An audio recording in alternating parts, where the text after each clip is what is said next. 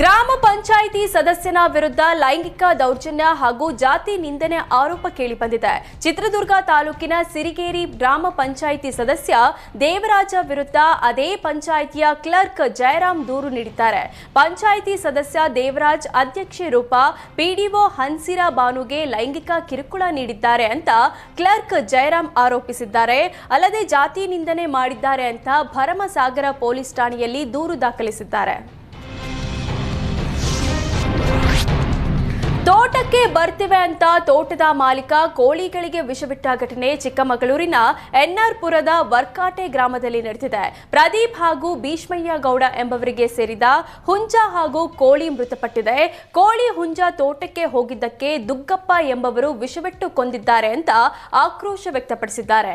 ಕಳೆದ 3 ವರ್ಷಗಳಿಂದಲೂ ಇದೇ ರೀತಿ ಕೋಳಿಗಳು ಸಾಯ್ತಿವೆ.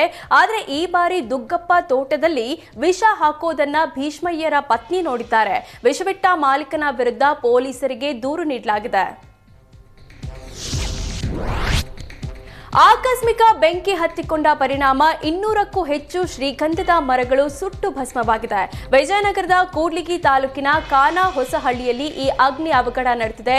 ಚನ್ನಬಸಪ್ಪ ಎಂಬವರಿಗೆ ಸೇರಿದ ಜಮೀನಿನಲ್ಲಿ ಬೆಳೆಸಿದ ಗಿಡಗಳು ಬೆಂಕಿಗೆ ಆಹುತಿಯಾಗಿದೆ.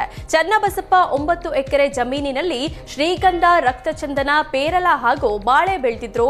2018ರಿಂದ ಸಸಿಗಳನ್ನು ಹಾಕಿ ಪೋಷಣೆ ಮಾಡಿದ್ರು. ಆದರೆ ಜಮೀನಿನಲ್ಲಿ ಕಾಣಿಸಿಕೊಂಡ ಬೆಂಕಿ ಏಕಾಏಕಿ ಹೊತ್ತಿ ಉರಿದಿದೆ. ಈ ವೇಳೆ 200ಕ್ಕೂ ಹೆಚ್ಚು ಮರಗಳು ಬೆಂಕಿಗಾಹುತಿಯಾಗಿದೆ.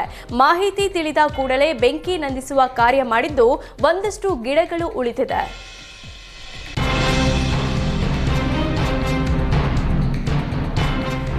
ಮಾರ್ಚ್ 18ರಂದು ಕರೆ ಕೊಡಲಾಗಿದ್ದ ಕಿತ್ತೂರು ಬಂದ್ ವಾಪಸ್ ಪಡೆಯಲಾಗಿದೆ. ಕಿತ್ತೂರು ಪ್ರಾಧಿಕಾರಕ್ಕೆ ಅಗತ್ಯ ಅನುದಾನಕ್ಕಾಗಿ ಕಿತ್ತೂರು ಬಂದ್ಗೆ ಕಲ್ಮಠದ ಶ್ರೀಗಳು ಕರೆ ನೀಡಿದ್ರು. ಹೀಗಾಗಿ ಕಲ್ಮಠಕ್ಕೆ ಭೇಟಿ ನೀಡಿದ್ದ ಶಾಸಕ ಬಾಬಾ ಸಾಹೇಬ್ ಪಾಟೀಲ್ ಶ್ರೀಗಳ ಮನ ಒಲಿಸುವಲ್ಲಿ ಯಶಸ್ವಿಯಾಗಿದ್ದಾರೆ. ಸಿಎಂ ಜೊತೆಗೆ ಚರ್ಚೆ ಮಾಡಿದ್ದೇನೆ. ಕಿತ್ತೂರು ಪ್ರಾಧಿಕಾರಕ್ಕೆ ಅನುದಾನ ನೀಡೋದಾಗಿ ಭರವಸೆ ನೀಡಿದ್ದಾರೆ. ಪ್ರಾಧಿಕಾರದಲ್ಲಿದ್ದ 40 ಕೋಟಿ ಅನುದಾನ ಬಳಕೆ ಮಾಡಲು ಸಿಎಂ ಹೇಳಿದ್ದಾರೆ. ಹೀಗಾಗಿ ಅನುದಾನ ನೀಡುತ್ತೇವೆ ಅಂತ ಮನವೊಲಿಸಿದ್ದಾರೆ. ಹೀಗಾಗಿ ಬಂದ್ ಅನ್ನು ವಾಪಸ್ ಪಡೆಯಲಾಗಿದೆ.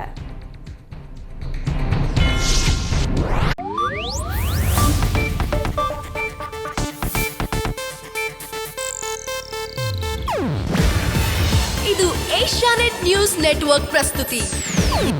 ನೀವು ನೋಡ್ತಿದ್ದೀರಾ ಏಷ್ಯಾನೆಟ್ ಸುವರ್ಣ ನ್ಯೂಸ್.